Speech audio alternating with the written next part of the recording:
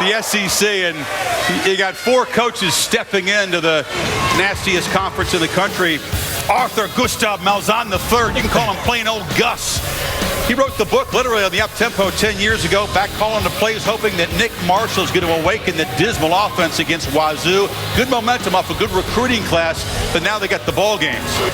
Well, in Nashville, it's a debut for Kentucky coach Mark Stoops. He's been watching, learning from his brothers. Now, finally, his first chance as a head coach in the SEC, no less. Over 50,000 at their spring game. People are excited in Lexington. He's been recruiting well, but is it well enough? Butch Jones has 50 wins already as a head coach. Very unlikely to extend a personal streak of 4 straight conference titles, but he's been hitting the recruiting trail hard. Again, they're falling far short of a sellout for an opener on Rocky Top, so some work to do there to get the fans back. And how about old Brett Bielema, reshaping Arkansas style? He wants the Hogs to punish people, so they're still going to feel the effects. They're going to still be sore on Tuesday, he hopes. SEC media, not much belief in his quick turnaround ability. They got the Hogs picked last in the SEC West. They were ranked number 10 in the preseason a year ago. So Arkansas playing with their chip on their shoulder. Can Auburn rebuild quickly? They'd better beat Wazoo or they're going to be howling. So, look, this is not the conference for quick fixes, quick success, unless you inherit a monster roster.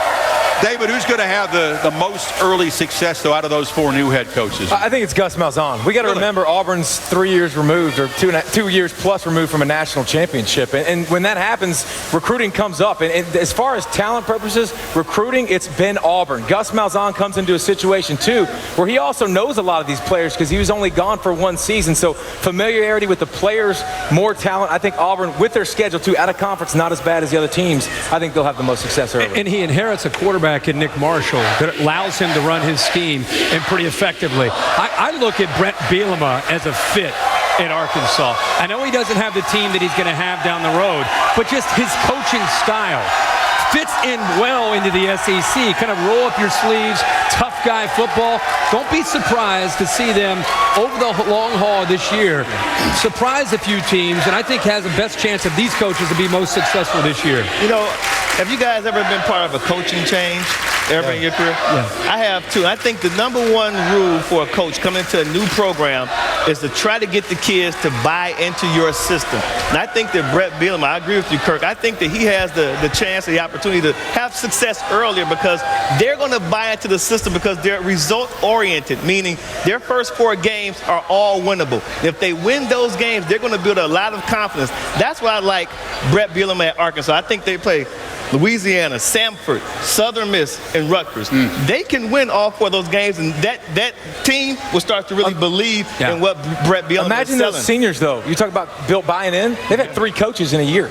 Yeah. I mean, how many of them are going, hey, I'm fighting for Brett Bielema. You're my guy. I mean, winning it's tough. Is what that's does what matters. That. Yeah, that's what matters. Oh, I agree. I think he feels like they bought in at Arkansas, that it's been a fresh start. They've been through so much down there. Yeah. And Bielema is an easy guy to get behind because he brings that swagger to the SEC. He brings an attitude. He brings an attitude, kind of a chip on his shoulder. Yeah. He brought assistants with him from Madison to have that same kind of chip on their shoulder. All these great things about Arkansas. They'll lose today to Louisiana. I think this is one of the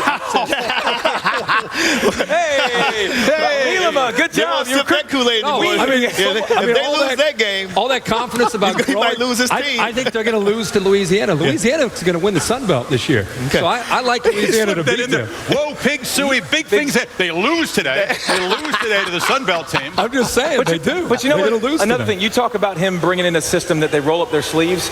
So you're going to come in and try to be Alabama and LSU, but you don't have the players even close. I think that's only 2 games. And you have to win all the other ones. And you have to play defense, and that hasn't even been a point of emphasis at all with Bobby Petrino. So they got to learn how to do that a little bit too. They have some. But they're going to lose today. John L. lost Louisiana Monroe. Now Bielema's going to lose to the Sun Belt team. Yeah. You got Florida and Arkansas. I have Florida losing to Toledo. Wow. Louisiana beating Arkansas, and L.M. Monroe hanging around in Norman. Oklahoma, hanging around in Norman. Circling the wagons in Norman. Not necessarily beating them, but just hanging around. It's one of those games you get in the 4th quarter, you're like, wow, what's that score? Yeah, they're going to win. It's going to look nasty. Morgan, a true freshman. One of the deep men for Arkansas, along with a redshirt freshman, Eric Hawkins. Everybody up for the kickoff, and it's great to be back with SEC College Football Saturday.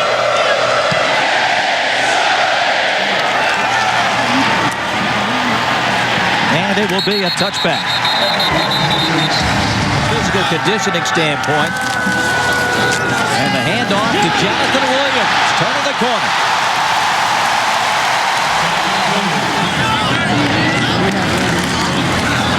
A second carry for Williams. And into Louisiana territory at the 49-yard line. Collins. Out of bounds at the Cajun 34. Up is the tight end to the right side. There's Allen's first pass. And it is out of bounds at the 13-yard line. Allen, plenty of time in the pocket down to the 6-yard line and complete to Hunter Henry, the true freshman from Little Rock.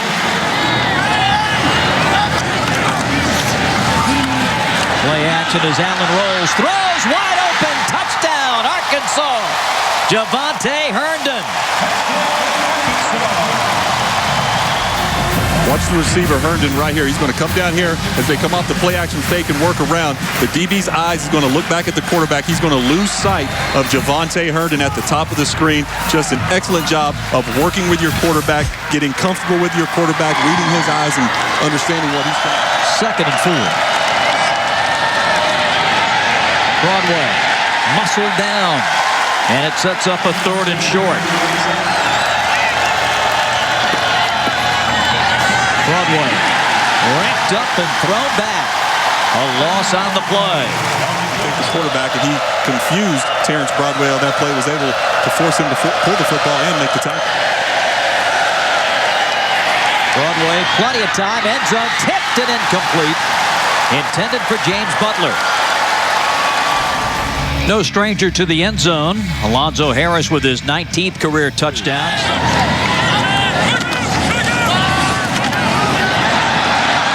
The toss out to the 40, Alex Collins. 25th anniversary season here in Razorback Stadium. Allen looks to go deep. Home run ball down the middle. Javonte! Touchdown!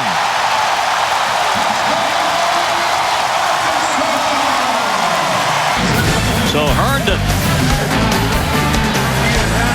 streaking down the middle, and Allen hit him perfectly. Touchdown, Razorbacks. Arkansas 14, Louisiana 7. 11:30 left in the second. Rodney Gillis. Allen, Herndon, over the 50, and down to the Louisiana 47. Boy, they've got a good act going now.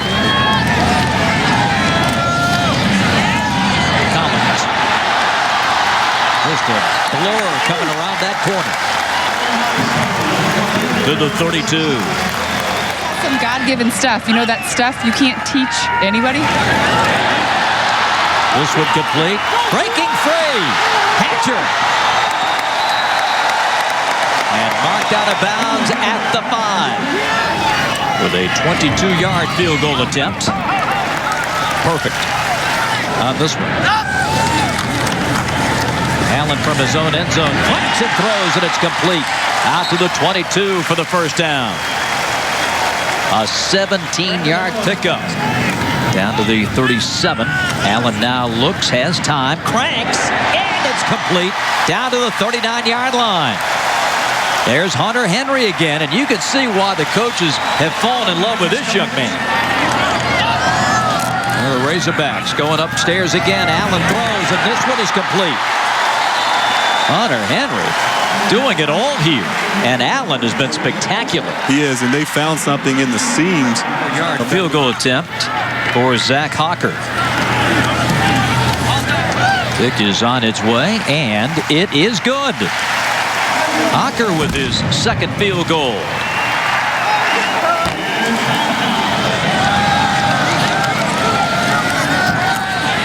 Broadway pressured and dropped. Flowers got in there again. Again, the but that was caused by coverage in the secondary. Watch Terrence Broadway right as he wants to deliver the football, the underneath coverage. He was trying to work it in. 13. They stand everyone up again on a passing situation, and they get the pressure. And down goes Broadway at the 15. Dietrich Wise Jr., a redshirt freshman. The read option play extremely well today. Fake to Alonzo Harris, and look out from behind. That ball's on the carpet, and it's going to belong to Arkansas.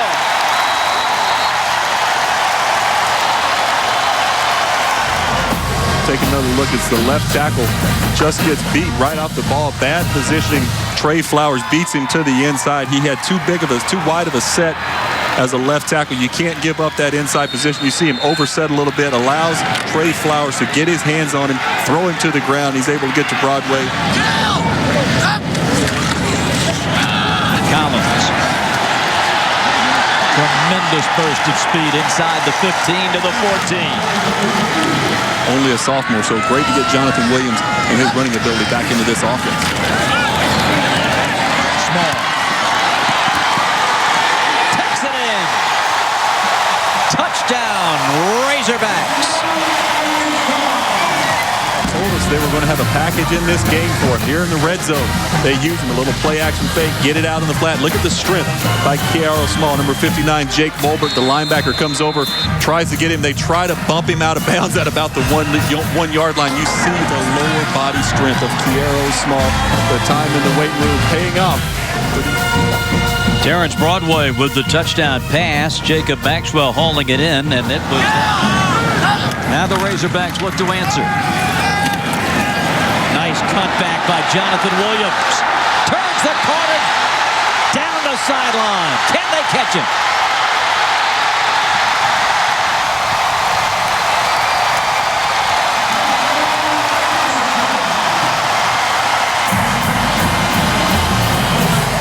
Fans are glad to see Jonathan Williams out on the field. The play just gets washed down. He just continues to cut it back till he sees some green grass and some open space, and it's just speed and outrunning the defense from there on. I thought he was going to get caught there at about the 20-yard line. The safety, number 4, Pat, had the angle on Williams, but he was able to outrun the angle and get it into the end zone. Jonathan Williams showed me more speed than I thought he had originally. I knew he was tough in between the tackles and getting the tough yardage for you, but to take it 75 yards, cut it back all the way across the field, right over the center and guard position for Louisiana, trying to create confusion. They bring 5 and they get a sack. The first sack of the day for none other than Chris Smith. Oh, look at that ball. And look what Collins does with it.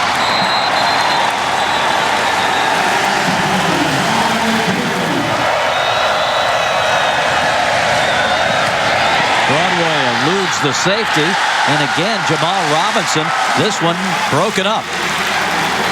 The Broadway really starting to pay the price. Wise into the Razorbacks. They lead at 34-14 with a quarter to go. Bob Rathman, Tim Couch, Elizabeth Morrow with you from Reynolds Razorback Stadium. Back to the locker room. Broadway's pass deflected, and it is intercepted at the 40-yard line. Jamichael Winston was able to pull that baby out of the air after it was deflected at the line. Trying to set up the screen. Watch Chris Smith react as he's getting held, actually, and he knows he's setting up a screen. They're trying to let him go. He gets up, gets a hand on that football, and Winston able to slide in and catch it right before it hits the ground. 2 big plays. Now we've seen a sack from Chris Smith. Long regular year. By the time Louisiana plays, there's a sack. By the time that Louisiana, Flowers, boy, what a day he's had. By the time Louisiana plays that last regular season game on December 7th, the men's basketball team will play Louisville that night, and that'll be their 9th basketball game. Oh, wow. So that gives you an indication of how long the Raging Cajun football season lasts on the calendar. 9 seconds, all that remain. Boy, Trey Flowers played a heck of a football game here today, hadn't he? 5 tackles and 2 sacks.